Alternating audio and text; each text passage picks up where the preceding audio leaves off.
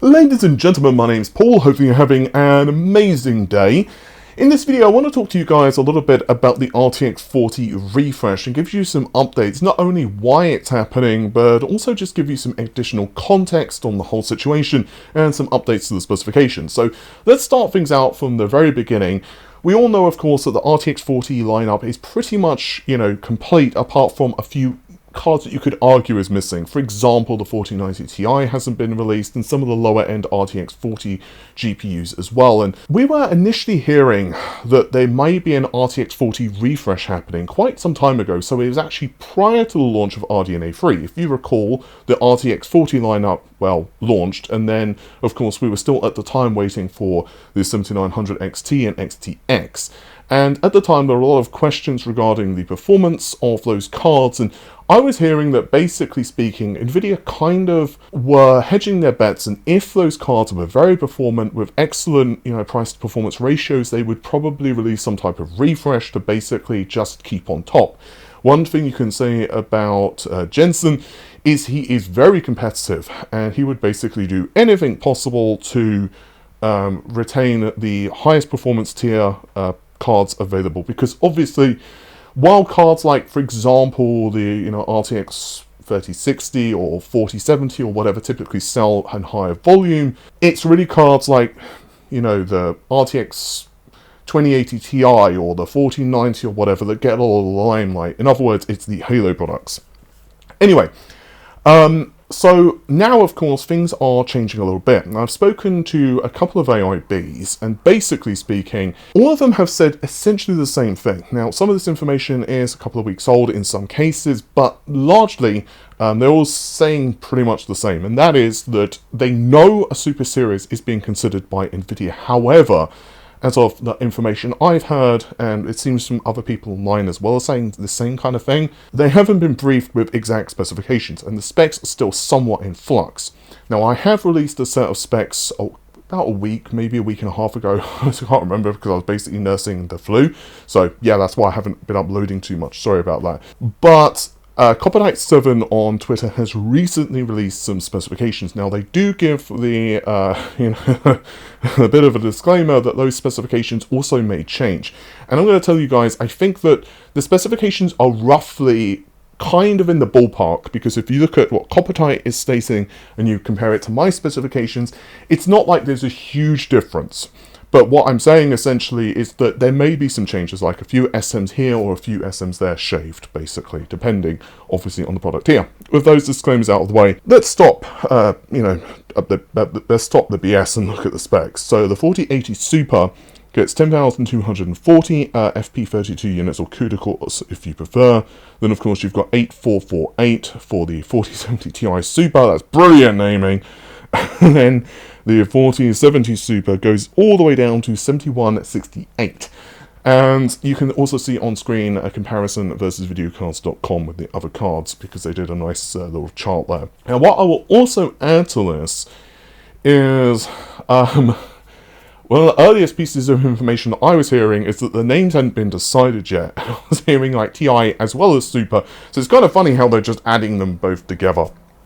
Honestly, the naming schemes are basically a meme at this point. Now, from what I'm understanding, and of course plans can change up until the last minute, these are GPUs which are not going to launch until like Q1, from what I'm hearing anyway. It's not quite clear which GPUs will get price cuts, but it seems that there will be price cuts across the product stack, and basically Nvidia want to be very aggressive. And I think there are a couple of reasons behind this. One, obviously, you can make an argument that certain GPUs aren't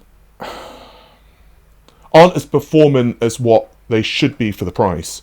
But outside of that stuff, and I don't want to get into the whole, lineup of the RTX 40 series and say, well, that's a decent-ish price, and that's well outside the remit of this video. But what I will say is that Battle Mage is also going to launch next year as well, and AMD are also putting price cuts in place. Now, Battle Mage, and, I've already released the roadmap of Battle Mage. That was an internal roadmap, and I've spoken about the performance targets like a trillion times at this point of Battle Mage, but basically the highest end performance is going to be roughly on par with an RTX 4080 But that seems to be in compute, and there's a possibility that game performance might be a little less, like 4070 Ti-ish. So again, I wouldn't be surprised if some of these GPUs trickle out later. It's still a little bit uncertain. As for the power consumption figures, again, you can see on screen, Coppertite 7 is essentially saying that there will be some small changes here or there with a couple of cards, but, you know, essentially the TDPs are basically going to be identical. So, my advice at this point is that if you are considering purchasing one of these tiers of cards, you might want to wait, especially the 4080, because it seems that the 4080 Super is going to be decently more powerful, and also, again, is going to offer probably a decent cut in price. But if it's a 4090, I don't know if there's going to be a price cut. There are some very interesting things which are happening in the market right now. Megasize GPU on Twitter kind of let the cat out of the bag that AIBs are not receiving exactly good shipments at the moment with, well, GPUs, because basically Nvidia ship essentially kits to MSI or Zotac or, you know, Palette or whatever, and then they basically throw them together and put custom crap on them, so they, you know, design the coolers and stuff like that. It's not like MSI, for example, are the ones who are producing the actual GPU core, as I'm sure you all know. And basically shipments have essentially dried up with certain SKUs. And obviously there is also the situation happening in China at the moment, the whole ban thing, which is also a very complicated matter.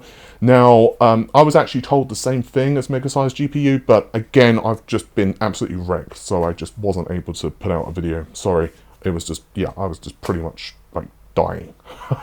Now, to my understanding, Megasize GPU is correct, speaking to a couple of sources.